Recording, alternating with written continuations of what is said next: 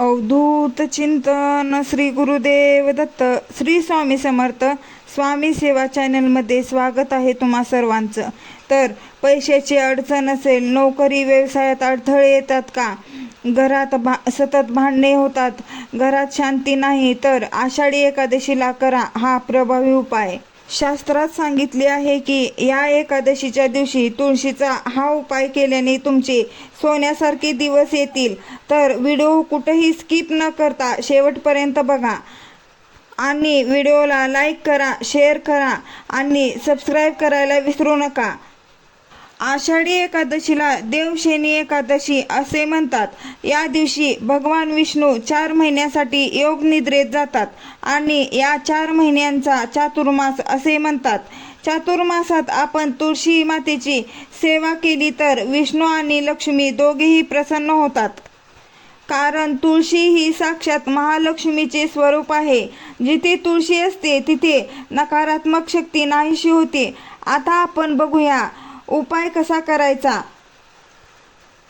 तर आषाढी एकादशीच्या दिवशी सकाळी लवकर उठून आंघोळ करा. त्यानंतर पिवळे किंवा भगवे वस्त्र परिधान करा. त्यानंतर तांब्याच्या तांब्यामध्ये पाणी घ्या. त्यात 3 तुळशीची पाने घाला, थोडे गंगाजल घाला आणि काळी तीळ घाला.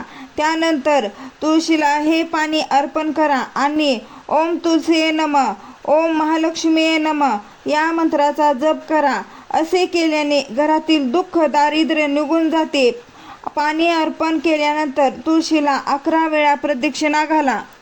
लक्षात ठेवा, उजवा हात तुळशीकडे असावा. प्रत्येक प्रदक्षिणा घालताना 1 फूल तुळशीला अर्पण करा.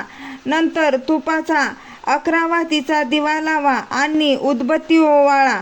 असे मानले जाते की 11 वातीचा दिवा लावल्याने 11 प्रकारचे दोष नष्ट होतात.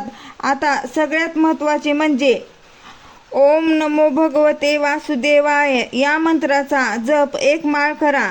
जर तुम्हाला लक्ष्मी प्राप्तीसाठी ही सेवा करायची असेल तर ओम श्री महालक्ष्मी देवी नमः या मंत्राचा जप करा.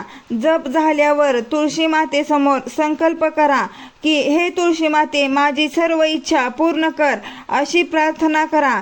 एकदा जलधर नावाचा राक्षस खूप बलवान झाला होता. त्याला हरवण्यासाठी भगवान विष्णूला तुळशीचे सत्व भंग करावे लागले. जेव्हा तुळशीला हे कळलं तेव्हा तिने भगवान विष्णूला श्राप दिला की तू दगड होशील. मग विष्णूने तिला वर दिला की तुझी पूजा केल्याशिवाय माझी पूजा पूर्ण होणार नाही. म्हणूनच या एका पूजेने संपूर्ण एकादशीचे फळ मिळते. ही पूजा करत असताना तुम्ही ही चूक करू नका. ते म्हणजे एकादशीला तुळशीचे पाने तोडू नका. आदल्या दिवशी तुम्ही तोडून कागदात ठेवू शकता. व्हिडिओ कसा वाटला हे कमेंटमध्ये नक्की सांगा आणि कमेंटमध्ये ओम नमो भगवते वासुदेवाय असे लिहायला विसरू नका. धन्यवाद.